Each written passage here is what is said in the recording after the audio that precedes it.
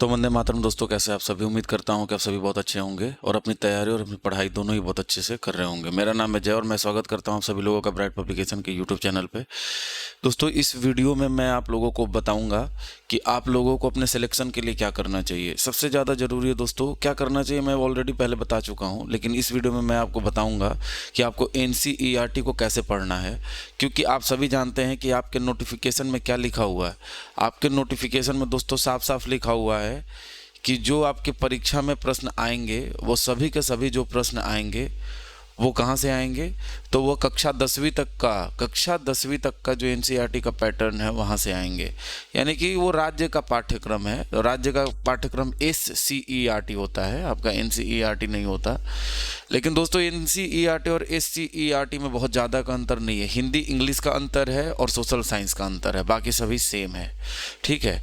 तो और संस्कृत देखो, मतलब सिमिलैरिटी किस में है, मैथ और साइंस में सिमिलैरिटी है, मतलब समानता है। उसके अलावा आप देखोगे अलग अलग है, तो सोशल साइंस अलग अलग है, हिंदी इंग्लिश अलग है, संस्कृत भी अलग है, तो ये सभी अलग हैं। लेकिन आप जानते हो कि मैथ और साइंस से ही तो बहुत ज़्यादा प्रश्न आए हैं।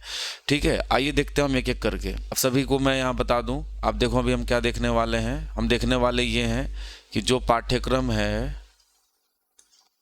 ये देख लो। तो डेली एक चैप्टर आपको जो है कंप्लीट बताया जाएगा, एक चैप्टर डेली आपको कंप्लीट करना है। और देखो, टेस्ट मैं नहीं कह सकता क्योंकि देखो कमिटमेंट मैं बार बार कर देता हूँ, बार बार मुझे फेल होना पड़ता है। कारण ये है कि दोस्तों मैं ऑलरेडी चयन मेरा हो चुका है, तो इसमें दिक्कत है, मतलब मैनेज नहीं हो पाता। लेकिन फिर भी मैं कोशिश करता हूँ, दो चीज़ें साथ में मैनेज नहीं हो पाती। ठीक है।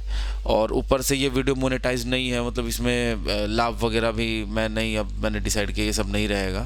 ठीक है। अब देखो दोस्तों, ये मार्क्स क्राइटेरिया, ये सब जो हमने बनाया है ये पहले पिछले वीडियो में आपने देखा होगा। लेकिन दोस्त क्या है, आपने शेयर नहीं किया। आप अपने दोस्तों को शेयर कीजिए यदि आपको अच्छा लग रहा है। यदि आप शेयर करेंगे तो मुझे मोटिवेशन मिलेगा उससे। अब देखो, ये देख सकते हो इन सभी विषय से इतने इतने प्रश्न आए हैं। इसी तरीके से ये देखो, physics, chemistry, biology, science and tech से और कंप्यूटर से इतने इतने प्रश्न आए हैं। पर हमको इससे ज़्यादा मतलब इससे है, क्योंकि हम जानते हैं कि दोस्तों यदि हम 60 नंबर लेकर के आ जाए तो 60 नंबर पे आपका सिलेक्शन हो जाएगा। अभी दौड़ना बाकी है, समझ गए, मैं रिटर्न की बात कर रहा हूँ। तो ये 60 नंबर में आपका चयन हो जाएगा। कोई कुछ भी कहे, मैं कह रहा हूँ 60 नंबर पे आपका चयन हो जाएगा। ठीक है। 19,838 पोस्ट कम नहीं होता, बहुत होता है। अब देखो दोस्तों, इसमें हम लोगों को सबसे ज़्यादा ध्यान देना है कि हाईएस्ट नंबर का जो प्रश्न आया है वो किस किस से आया है। आप देख लो, यहाँ पे बायोलॉजी है, बायोलॉजी के अलावा ज्योग्राफी है। बायोलॉजी से 15 सवाल आया, फिर ज्योग्राफी से 10 सवाल आया, फिर केमिस्ट्री से 9 प्रश्न आया, फिजिक्स से 8 प्रश्न आया, करंट अफेयर से 9। जितनी भी पाली में परीक्षा हुई है वो लगभग लगभग यही रेशियो है उनका। ठीक है। आपका बिहार पुलिस का ये वो पेपर है जो पेपर लीक हो गया था, सबके सामने आ गया था। ये मेमोरी बेस्ड नहीं है, ये रियल प्रश्न है। ये नहीं है कि गए बच्चे परीक्षा दे करके आए तो वो अपना रिव्यू दे रहे हैं और रिव्यू से सवाल बना करके और दे दिया। नहीं, ये ओरिजिनल पेपर वायरल हो गया था, तो ये पेपर से निकाला हुआ है सारा। पॉलिटी से 8, मैथ से 7, हिंदी से 7, बिहार और इंग्लिश से 6 और 5।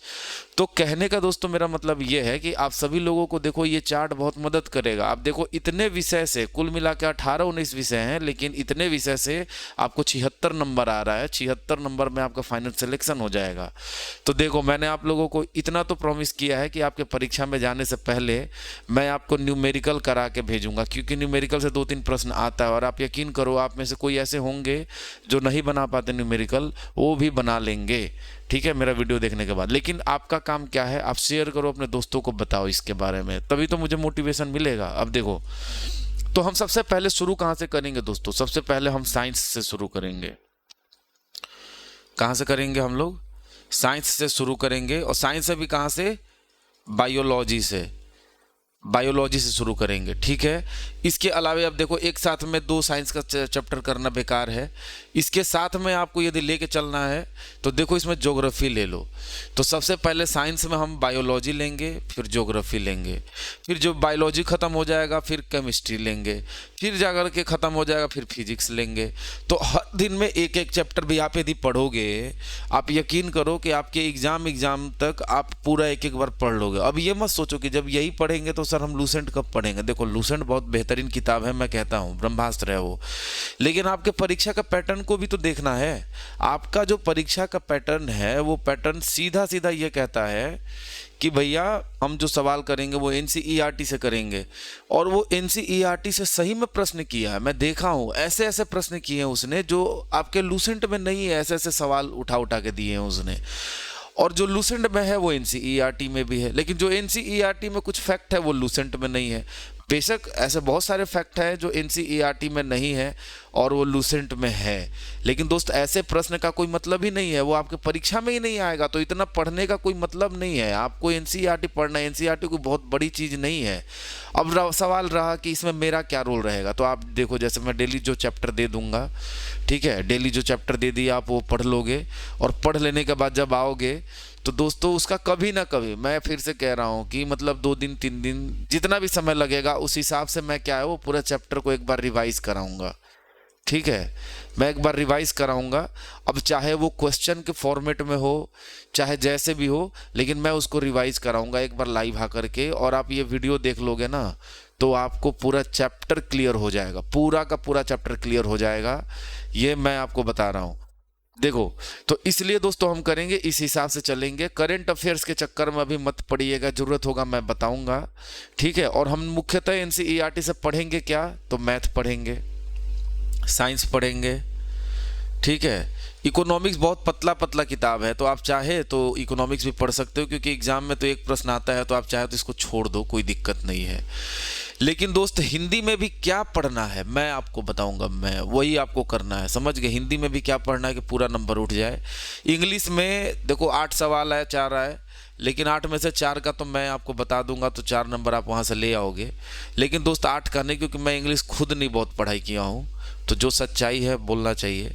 हालांकि लोग नहीं बोलते, लेकिन मैं बता देता हूँ। इंग्लिश पे मैंने बहुत ज़्यादा काम नहीं किया, लेकिन हिंदी पे काम किया है, और हिंदी में 7 सवाल आएगा तो 7 में से 7 आप बनाओगे, ठीक है। उसका पीडीएफ है, एप्लीकेशन पे जाकर डाउनलोड कर लीजिए, डिस्क्रिप्शन में लिंक है।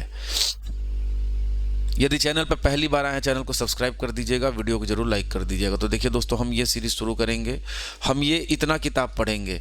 तो देखो ये 9 का इकोनॉमिक्स है, वैसे ही आप देखोगे तो आपका ये है 10 का इकोनॉमिक्स। ऐसे ही आपका हिस्ट्री भी दोस्तों पढ़ेंगे, हिस्ट्री भी चैप्टर मैं बताऊंगा कौन कौन सा चैप्टर पढ़ना है। आपके परीक्षा में आया है, मैं देखा हूँ, समझ गए। और लूसेंट से हिस्ट्री नहीं पूछा वो बेशक लूसेंट में भी है एक सवाल, लेकिन ऐसा नहीं है, वो ये पढ़ोगे तभी हो पाएगा। इसलिए हम सब पढ़ेंगे। एनसीईआरटी जो है ना, एक एक दिन में एक एक चैप्टर पढ़ना है। अब कैसे पढ़ना है, अब सोचो ना, मान लो आपका परीक्षा यूँ समझ लो एक वायरल हो गया जुलाई में या अगस्त में, लेकिन आप वो मान के मत चलो, लेकिन फिर भी समझो ना यार, 50 दिन है और 50 दिन में 50 चैप्टर आप कर लोगे। देखो धीरे धीरे हम डोज बढ़ा देंगे, कोई दिक्कत नहीं है, 2-2 चैप्टर कर दूंगा मैं, लेकिन आप एक दिन में फिलहाल एक चैप्टर करो, कोई दिक्कत नहीं है, ज़रूरत के हिसाब से मैं बढ़ा दूंगा। क्लियर है। तो दोस्तों ये था। अब इसके अलावा आप देख लो, देखो आप ये भी पढ़ सकते हो, ये भी पढ़ सकते हो, लेकिन छोड़ो खैर, ये सब फालतू की बातें हैं। अभी फ़िलहाल दोस्तों हम क्या शुरू करेंगे, फ़िलहाल हम शुरू करेंगे एनसीईआरटी, समझ गए। और एनसीईआरटी शुरू करेंगे, इसका टॉपिक आपको आज शाम तक मिल जाएगा। कल शाम से दोस्तों आपको कल शाम तक ये रेडी हो जाना चाहिए। जैसे आज का जो चैप्टर होगा, तो आप सबसे पहले शुरू करेंगे हम लोग ज्योग्राफी से, ठीक है, ज्योग्राफी से शुरू करेंगे। और दूसरा शुरू करेंगे दोस्तों हम बायोलॉजी से। ये 2-2 लेकर के चलेंगे, सॉरी मैं एक एक कह रहा था, 2-2 लेकर के चलेंगे। दोनों में एक एक दिन में एक एक चैप्टर लेकर के चलेंगे, 1+1। तो एक दिन में कितना चैप्टर हो गया, 2 चैप्टर हो गया। तो 2-2 चैप्टर लेकर चलेंगे, सॉरी वो मैंने एक चैप्टर कह दिया। और ज़्यादा इधर उधर भटकने के चक्कर में मत रहिए कि ये मास्टर है आपका, तो वो मास्टर के चक्कर में पड़े हुए, वो बोल रहा है ये पढ़ाओ। मैं बता रहा हूँ जितने भी टीचर हैं, ये सच्चाई है, वो कोई एनसीईआरटी नहीं पढ़ाता, एनसीईआरटी एग्जैक्टली कोई भी नहीं पढ़ाता।